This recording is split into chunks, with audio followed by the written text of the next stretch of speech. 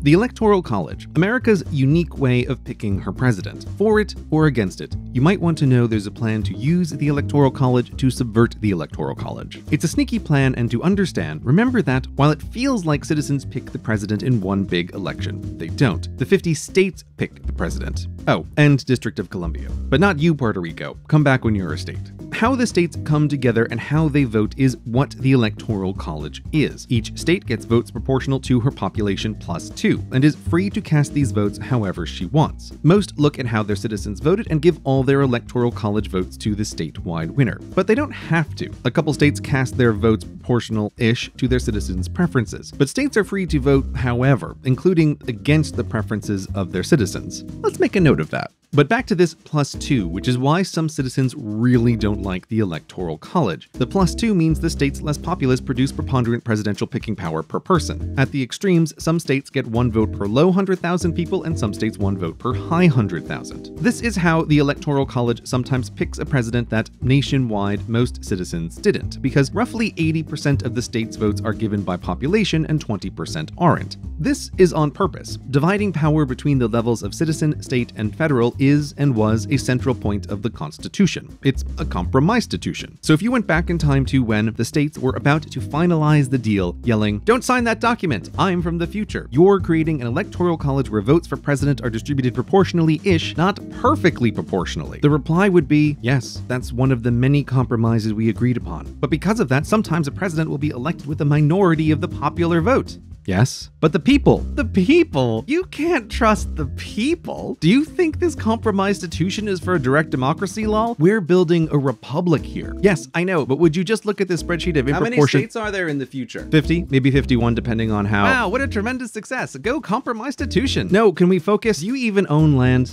No. Then why would we listen to you? Goodbye. Thus, the Electoral College is doing what it was designed to do totally on purpose, and the Supreme Court has reaffirmed this. So if you don't like the Electoral College, then tough noogies for you, and if you do, then nothing to worry about. The Electoral College, in a fortress of axiomatic constitutionality, has survived for 1,000 generations of this republic. The only way to break through the front gate would be with a constitutional amendment, but getting enough states to push on the same side of that gromulent tool, while not theoretically impossible, is legislatively improbable.